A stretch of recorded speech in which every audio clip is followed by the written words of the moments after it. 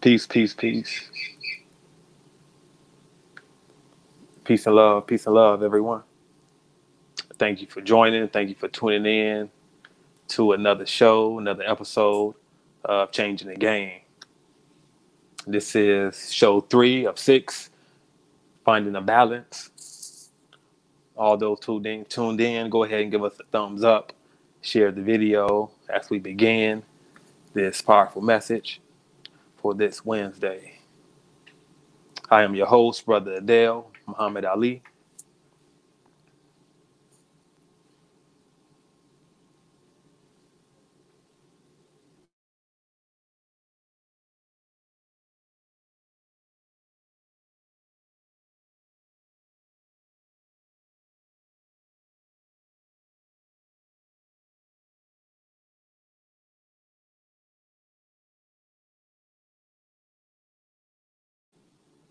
Islam, Islam. Peace and love, peace and love.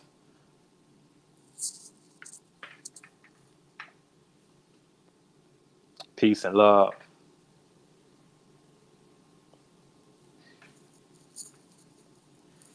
Once again, this is Changing the Game, our 6-part series. This is show 3, Finding the Balance.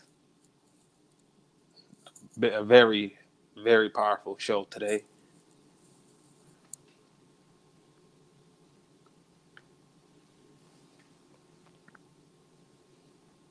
Again, go ahead and give us a like, a thumbs up, and share this video with others as we begin this show.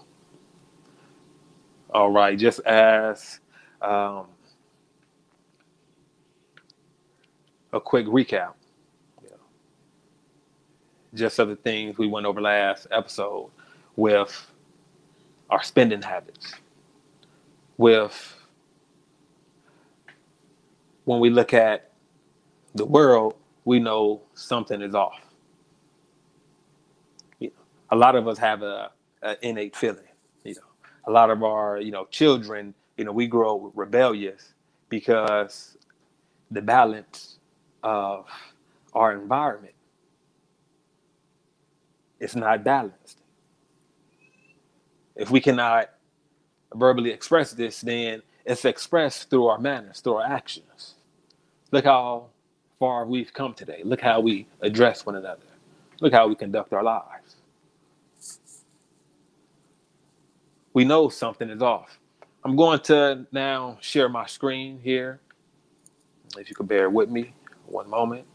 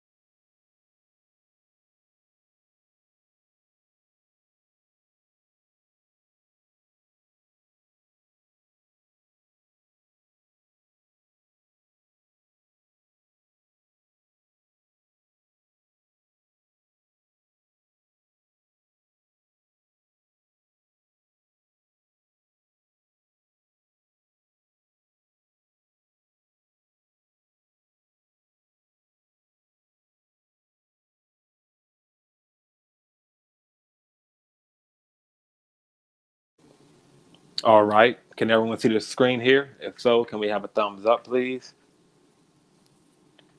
Everything looked well from my end. Changing the Game. Series 3, Finding the Balance. Now, as we mentioned, we are living in a time of, we can say, 100% dissatisfaction, and we want change. We have become so unbalanced that it reflects in our outer lives. And like last show mentioned, think about how much we spend on certain products, but we are not the manufacturers of these very same products from the beginning of the raw phase of agriculture and all the way to the retail store. We are not the manufacturers of these products. And this is a problem, especially when we talk about economics, when we talk about freedom, when we talk about liberation. Now, we spend $1.2 trillion a year and owning less than 2% of land. That is unbalanced.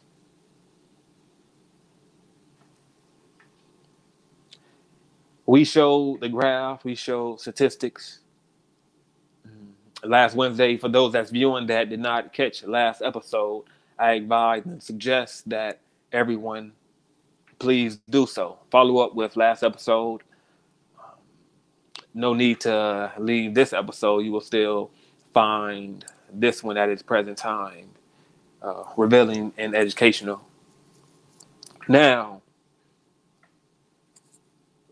look at everything that's going on with the coronavirus. We rely on man-made medication over natural herbal remedies, natural herbal studies.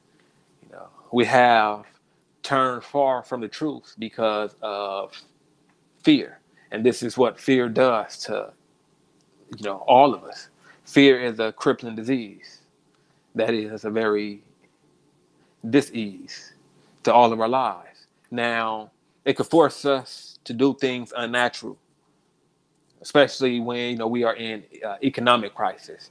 We could have the fear of losing a home or losing a vehicle, so we do something drastic. And many of us have experienced, doing something in the light of being pressured by some type of fear.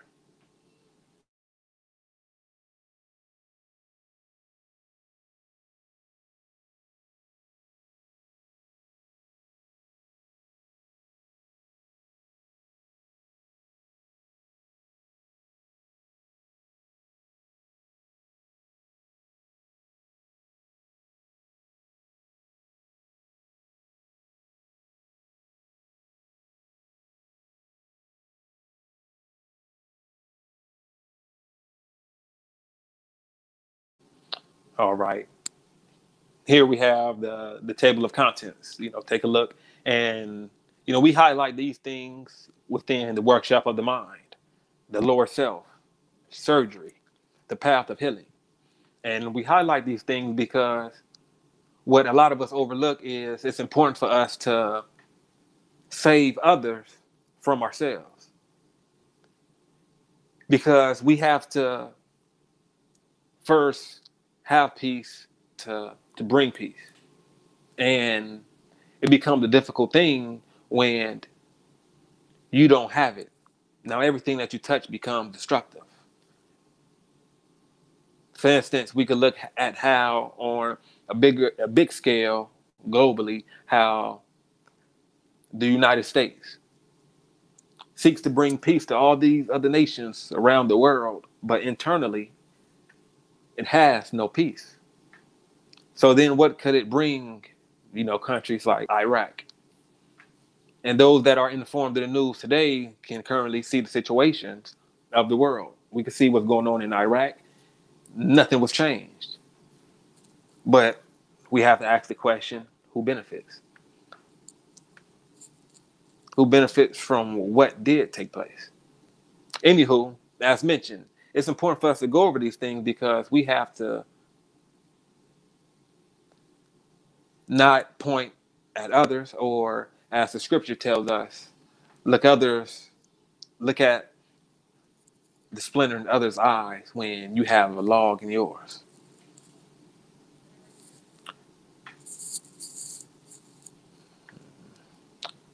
second.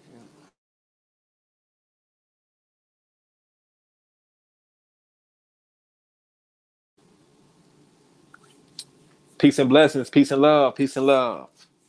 Thank you for joining. Thank you for tuning in.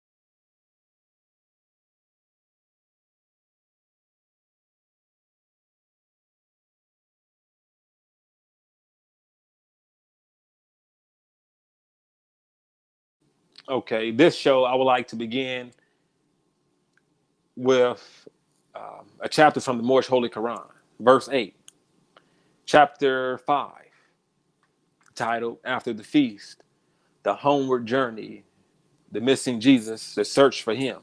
His parents find him in the temple. He goes with them to Nazareth, symbolic meaning of carpenter's tools. Many are not familiar with this holy scripture, but just bear with me and hopefully wisdom is grasped. So let's begin in the realm where things are made of thought.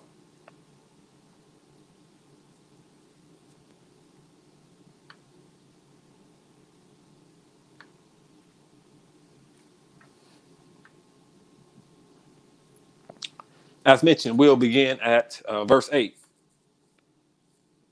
Those that have a Moorish Holy Quran, this is chapter 5. Those that do not, it is all right. We have it here before us. Now it reads, let me enlarge the screen so everybody could view it. Now this, the Moorish Holy Quran, it's the missing 18 years that's not in the Bible. For those that, also love Jesus and the teachings of Jesus, these are powerful teachings. Now, here we are.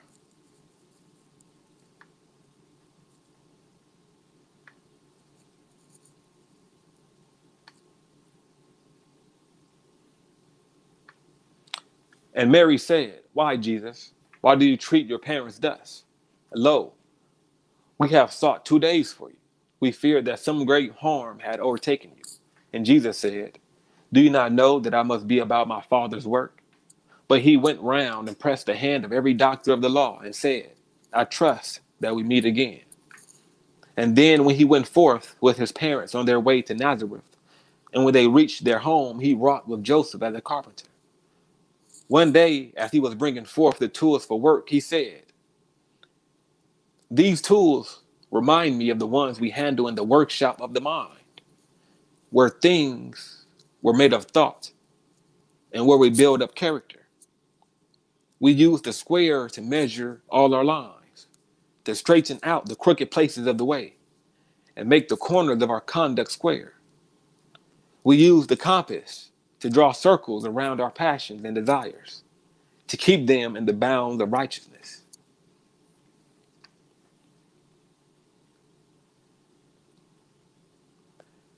We use the axe to cut away the knotty, useless, and ungainly parts and make the character symmetrical.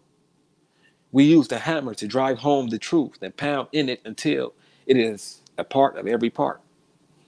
We use the plane to smooth the rough, uneven surfaces of joint and block and board that go to build the temple for the truth. The chisel, line, the plummet, and the saw all have their uses in the workshop of the mind. And then this ladder with its trinity of steps, faith, hope, and love. On it we climb up to the dome of purity and life. And on the 12-step ladder we ascend until we reach the pinnacle of that which life is spent to build, the temple of perfected man. Again, this is from the Moorish Holy Quran. And this is powerful. from this chapter, these verses that we have just went over, we get the carpenter's tools that symbolically represents the acts needed to build up the temple of God within each and every one of us. So throughout the show and just even throughout life period, let's keep these tools in mind, and it'll help us with our approach to balance. So as mentioned, the workshop of the mind.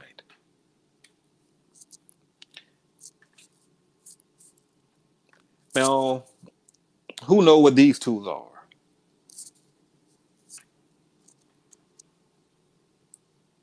Of course, a carpenter would. Anyone that have any history or skills or trade or background in carpentry would know these skills for sure. But if you do not have a background in that, please do not be dismayed by these tools before you. Also, for those that's watching, for those that have children, this is a powerful teaching method for educating our young to help teach them and us at the same time the balance and how to overcome our lower selves before it becomes too powerful of the ego to fight. And we end up in all type of mischievous situations because we was never taught how to properly address our lower self. So here we have the tools that we use in the workshop of the mind. And these tools, as mentioned, reminds me of the ones we handle in the workshop of the mind, where things were made of thought and where we build up character. And this is what we intend to do. This is what, this is what life should be spent for, to build up character, which is our temple. We hear it often. It may be cliche to a lot of us. The temple is in you. You are the temple of God, but true, you are. And just as we would protect and cherish a golden nugget, the same we should do with our own bodies. It shouldn't be viewed as something easily for us to just discard. So we use the square to measure all our lines, to straighten out the crooked places of the way and make the corners of our conduct square. And we all know there's things within our lives that we could use this tool on to help straighten out the crooked ideas, the crooked places, the crooked things that we acknowledge and know are crooked. But we don't have a tool to measure it against, to measure its straightness. And this is what we have a square for. The compass. Excuse me.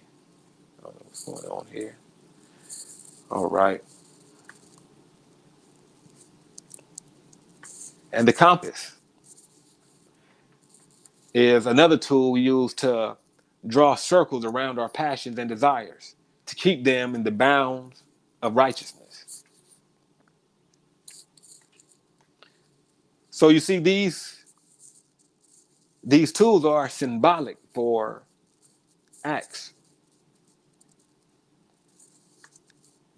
And these are acts that we have to acknowledge and apply. Because we cannot wait until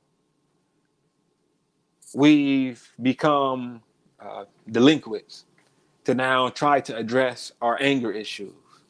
We cannot wait until we end up in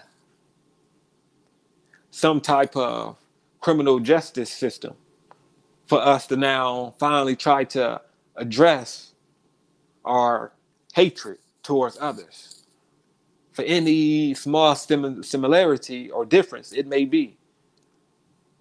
So we should better focus on the things then that are more useful to us, things that we can also salvage. So with the compass, for instance, this symbolical tool is used to draw circles around our passions and desires to keep them in the bounds of righteousness. And we also have the axe to cut away the knotty, useless, and ungainly parts and make the character symmetrical.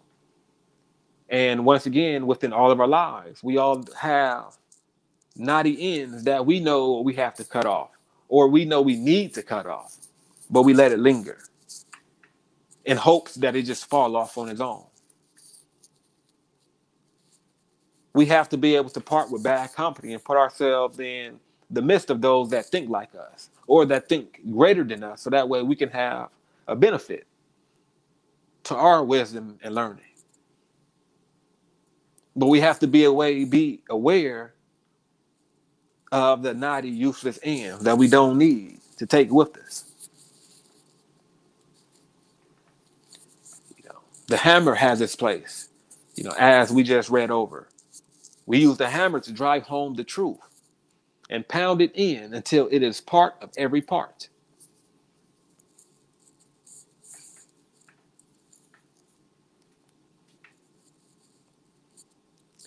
All right. Right here we have the 3-step ladder and we have the 12-step ladder.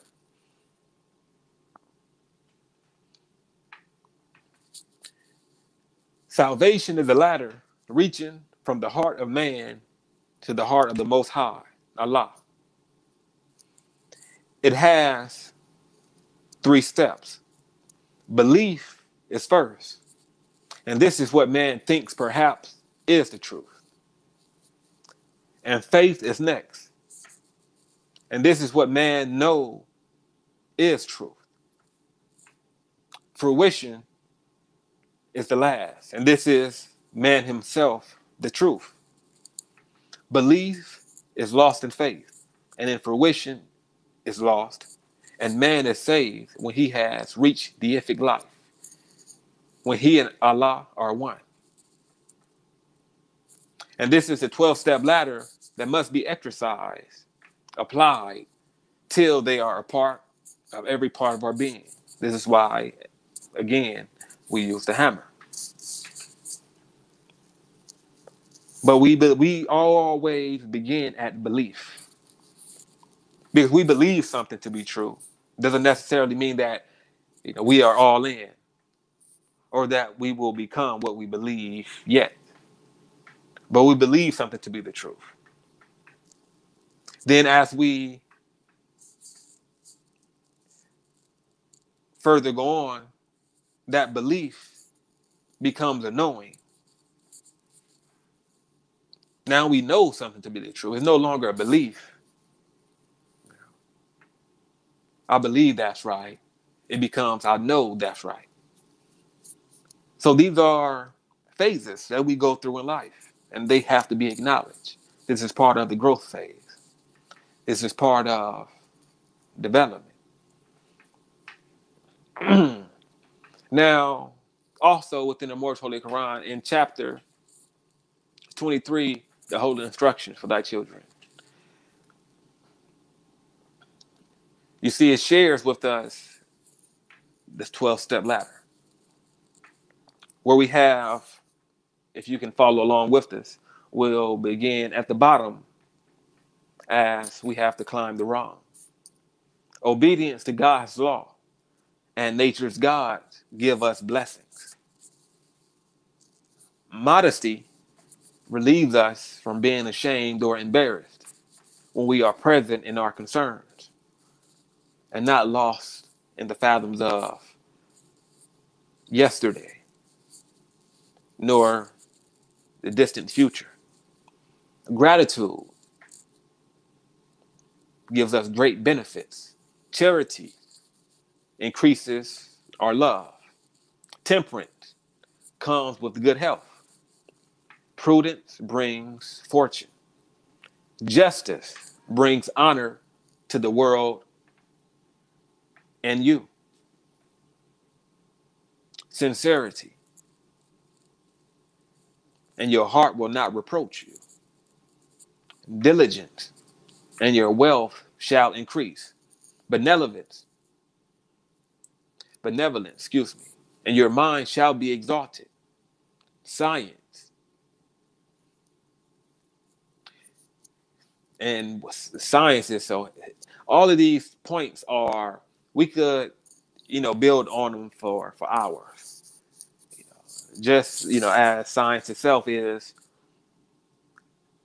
this is a wrong that we have to apply in our lives. Science entails activity, covering the study of physical or the natural world through experiment or observation.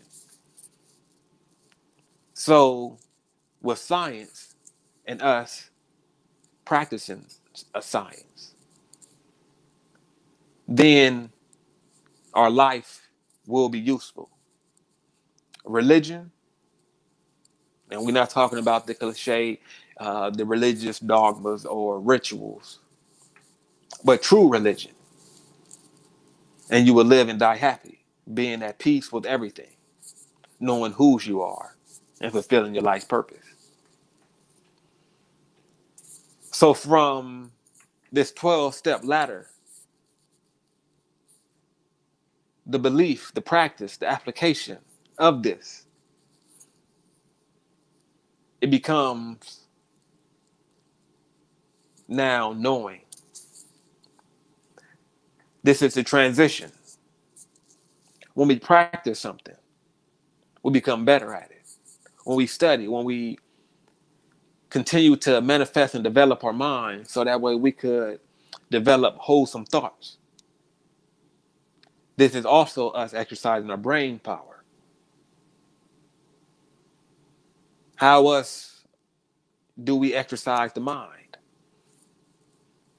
This is why it's important for us to understand that without us analyzing who we are internally, then we actually become the problem. We become our greatest foe.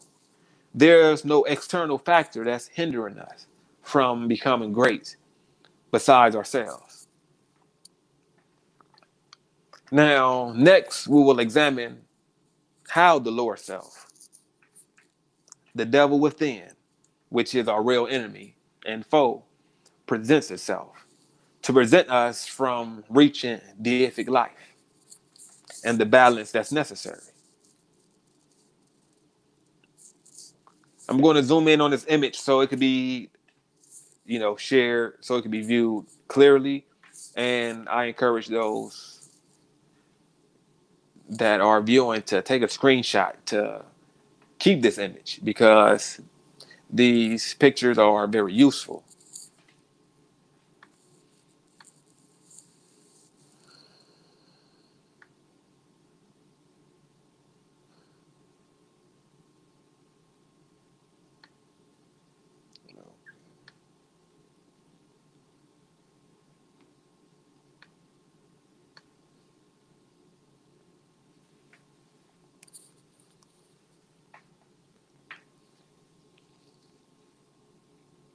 The lower self.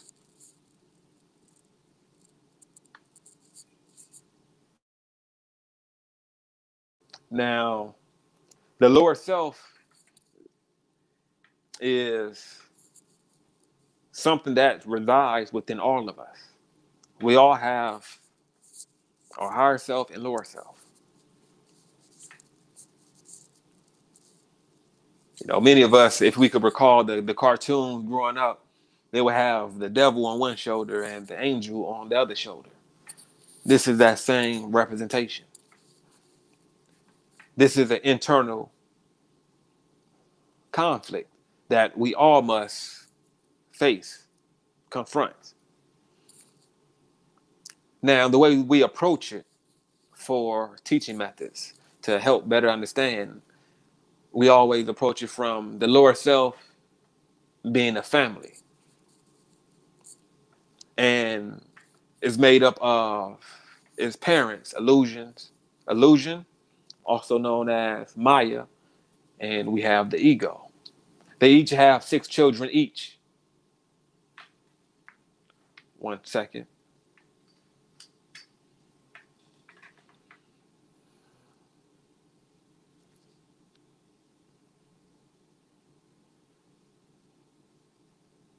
Okay, I think we're good. Okay, continuing.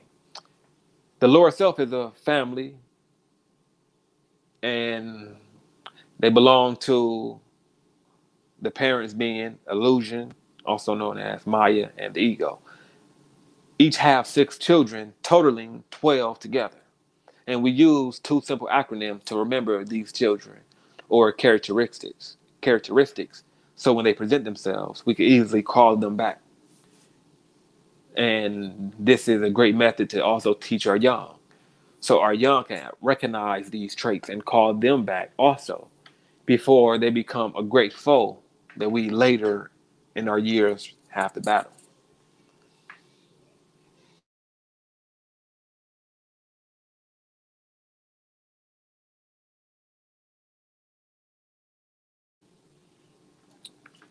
Brother Johann Milligan says, only the truth shall set us free. True, right? And this is why we're in this condition. Thank you for sharing this powerful information. Peace and love. Thank you for joining us. So to recognize the lower self and its characteristics, these characteristics that are displayed on the screen arise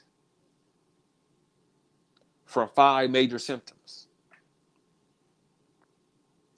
But now, when we look at illusions, the acronym we use is, if you can see it above, the pig Jezebel, or the pig J. And that acronym stands for desire, anger, pride, infatuation, greed, and jealousy. These are the characteristics of illusion. Then we have ego and its 6 children. And the acronym that we use to remember those characteristics is feel happy. It's fear, envy, addiction, lust, hatred, and attachment. And once again, we have all experienced these things. And many of us never knew how to combat them. Many of us allowed them to grow so enormous till we end up in trouble because we blacked out and this happened. I got so enraged and I just went postal. Oh, they made me mad and I just went ultra black. We have not been taught on how to disarm ourselves because we have not been taught on how to even properly recognize what is actually going on within us when we have these type of emotions that arise. You know, so for instance, when we experience attachment, this is something that drains us because we could become attached to a computer. We could become attached to devices, technological devices. We could become attached to our vehicles. We could become attached to people. When we become attached to people, and we even know that one day we all have to leave this earth, this physical form. But yet, we live as if our physical form is immortal. You see, these are the problems of unbalance. We become attached to vehicles or property. We forget about the actual loss of life of people and care more for material items. And this arises from the lower self. But we are never taught how to identify these things till we become, veteran criminals, bank robbers, because we have addictions to drugs.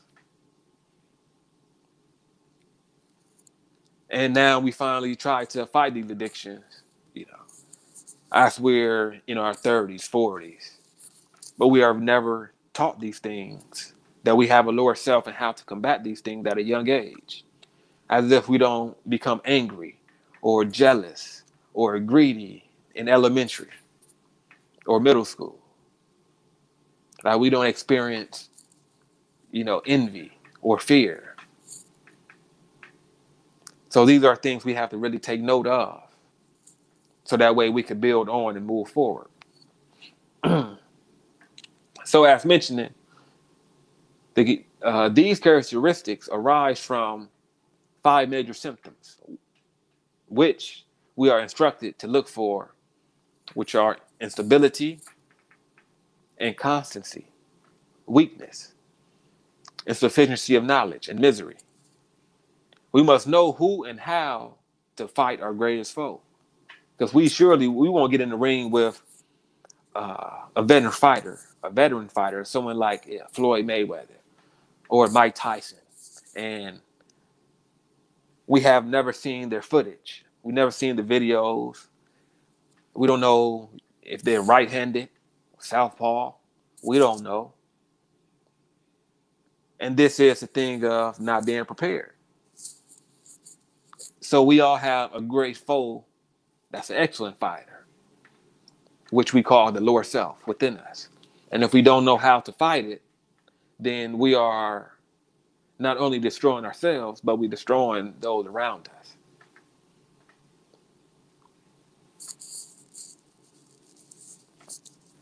How to solve the problem.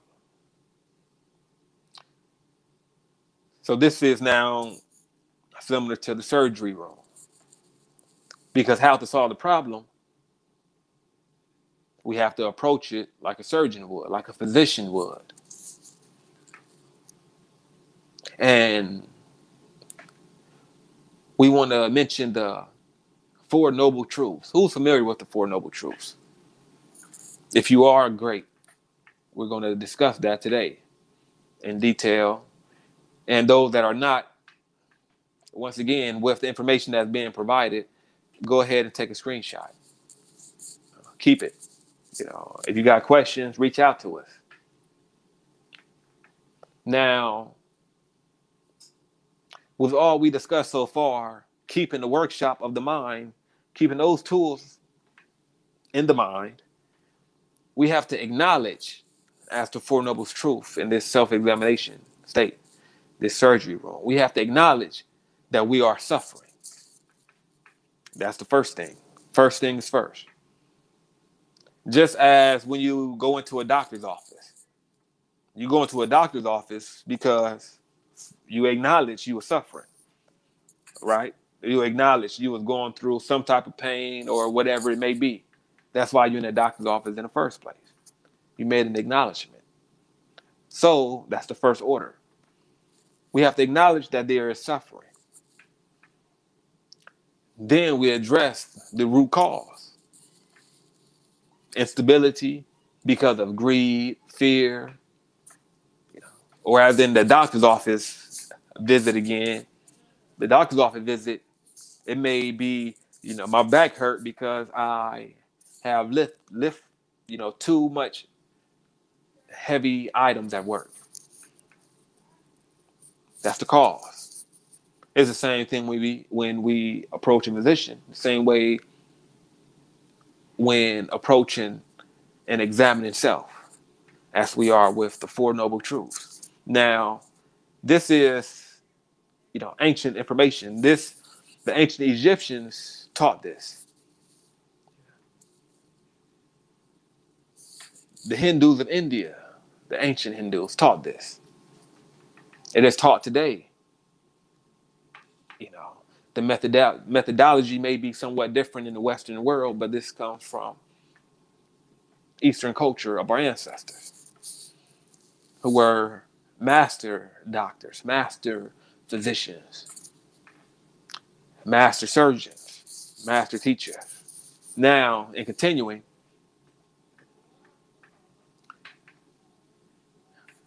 three, that's where we are.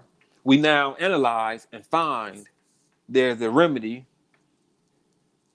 for us to use to overcome. Is it possible to overcome our suffering? Is it possible for me to overcome this, as we mentioned, this back pain? The same thing when we approach a physician. Then, yes, it is. Now we draw up how. And this is when we apply the remedy. And the prescription would be the remedy is the Eightfold Path. So now let us look at the Eightfold Path. So before we go to that, quickly go over this again. The Four Noble Truths. We have one, there is suffering. We have to acknowledge that. Two, the root cause of suffering is clinging and ignorance. Three, is it possible to overcome suffering? Then four, the practice of the Eightfold Noble Path. And this is the Eightfold Noble Path. The path of resolution. So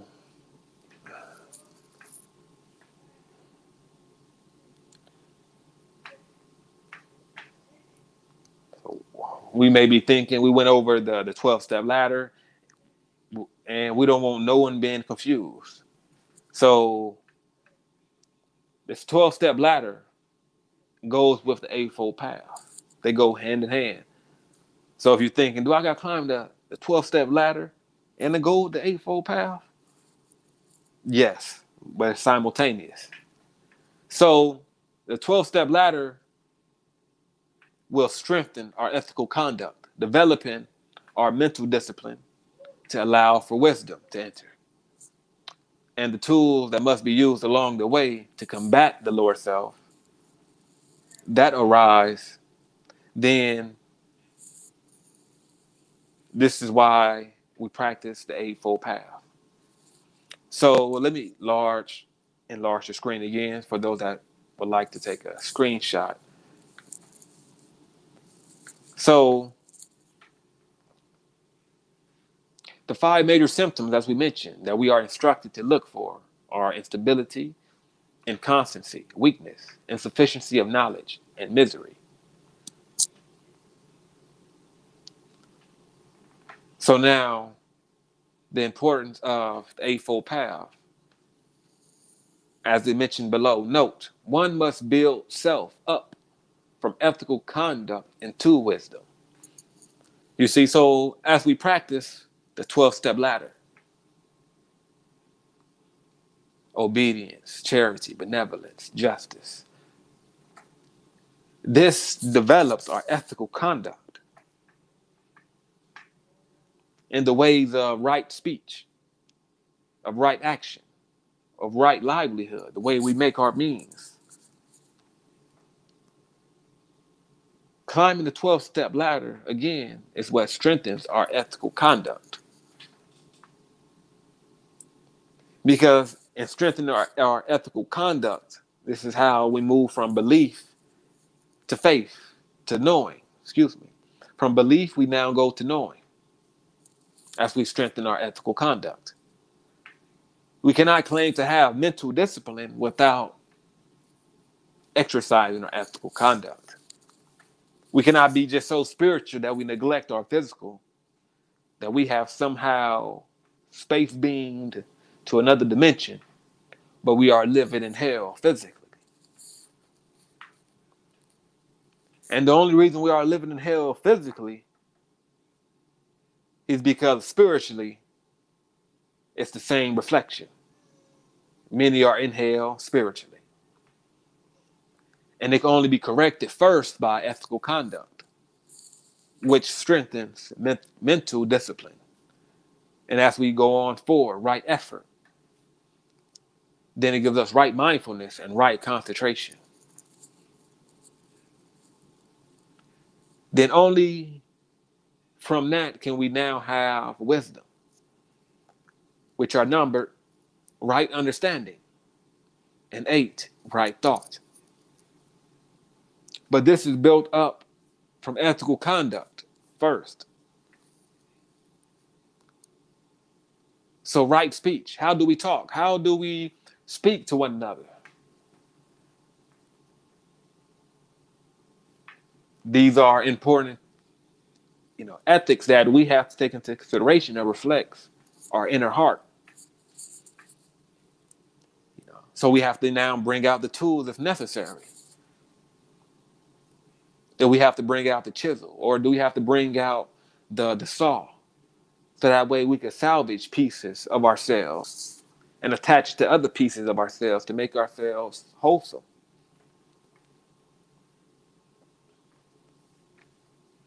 And then continuing,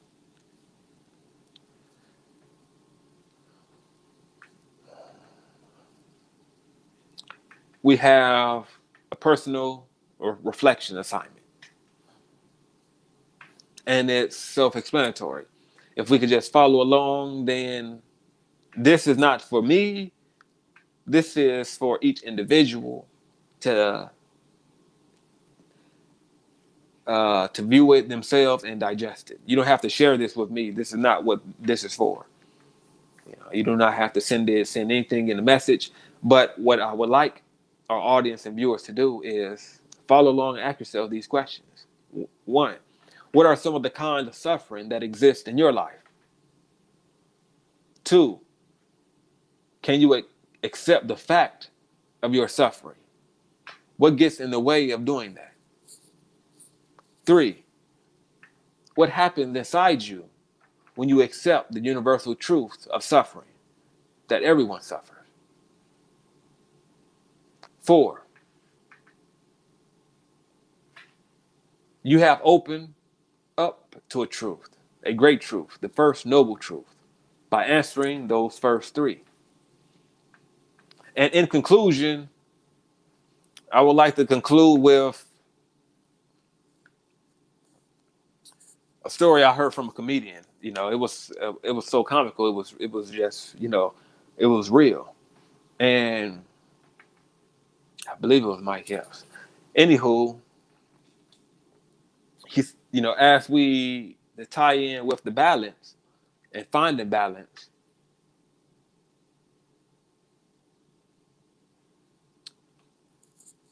now God called a grievance meeting for everybody who had problems, who was suffering, to bring their grievances to God at once. Now, everybody that came, God told everybody that have a problem, throw your problem down on the ground. Just throw it right here on the ground. Everybody threw down their problems. Everybody threw down everything that they had. Now, God said, now pick them up.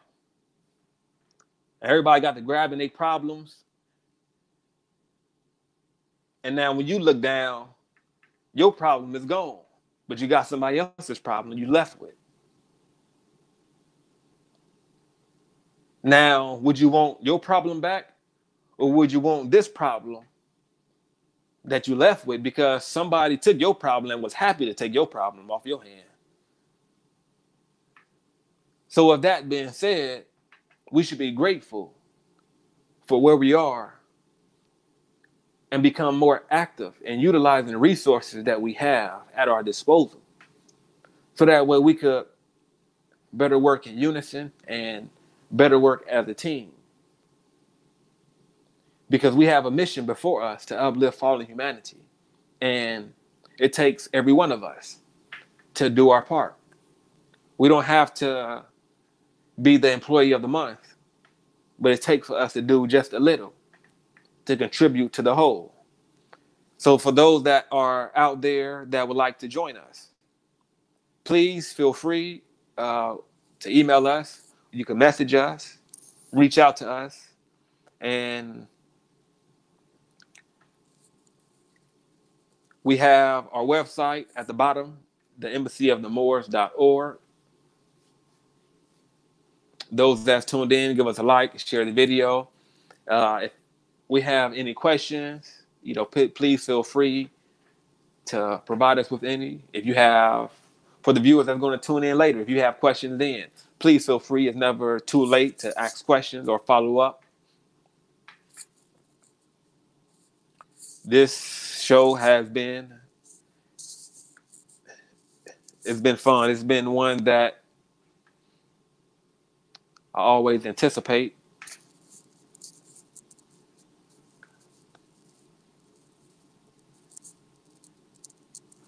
Also, like to give a special shout out to Learn More Truth.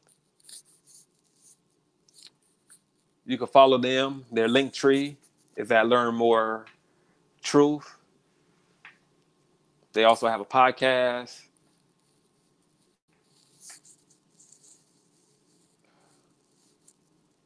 This brother has been doing great work and assistance, and have also great information and experience to share on his platform. So if you guys would bend an ear and journey with Brother Adawolf at Learn More Truth, you will grab an earful of experience.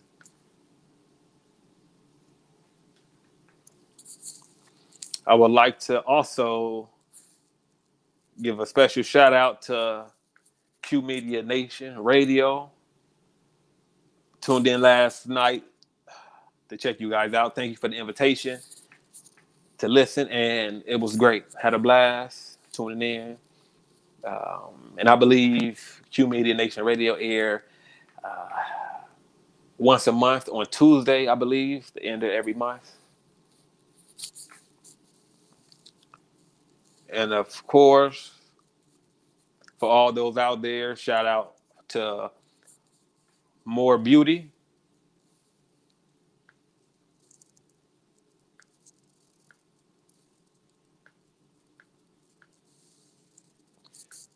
More Beauty hemp seed oil. Also have shampoo and body wash, hemp infused shampoo and body wash coming soon.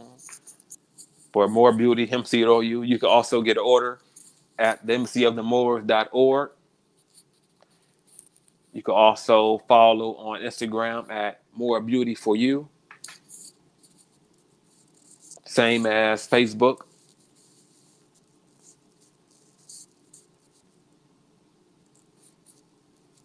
Again, I'm going to thank everybody for tuning in. It was a great show. Please like, share, follow, and be sure to donate. Our Cash App is More Shamerica. We also have our PayPal. You can reach us. Our contact is also the embassyofthemoors.org. You can donate on our homepage. If you are watching on YouTube, you could donate through our PayPal link on our YouTube channel.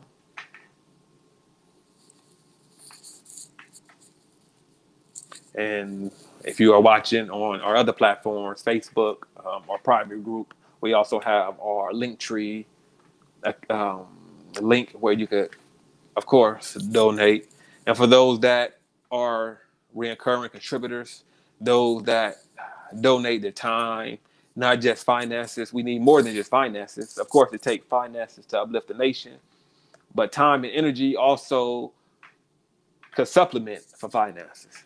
So for those that, have been helping the organization thus far, thank you. We appreciate your work, and we appreciate everything that you do behind the scenes. And for those that are looking to become active and participate and join and become pillars within their own community, please step up, reach out to us. We are looking for activists and leaders, those that are,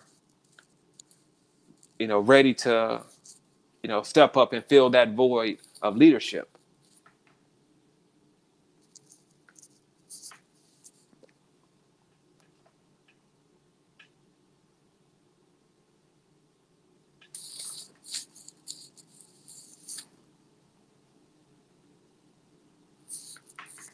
Right. Truth is the only way for our people to not only just survive, but to also thrive. True, true.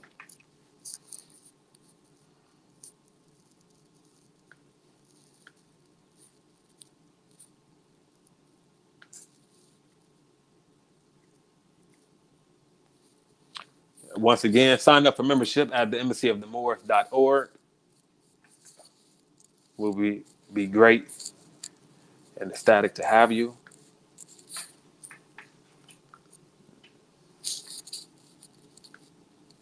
Please tune in next week also. Excuse me. Not next week.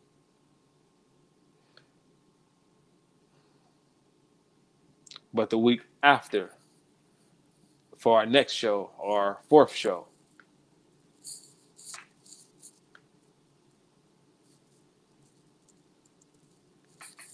Same time, same channel. Also, tune in for our newsletter that will come out October the 11th on a Monday. Sign up if you are not already a recipient. Drop your email, reach out to us in the message box, DM us your email, and we will sign you up on the newsletter subscription list, and you will definitely get your subscription. So with that being said, we are at our time. Once again, thank everybody for tuning in. Peace and love. It was a beautiful show, and it was great to have everybody's participation. Peace and love. See you again next time.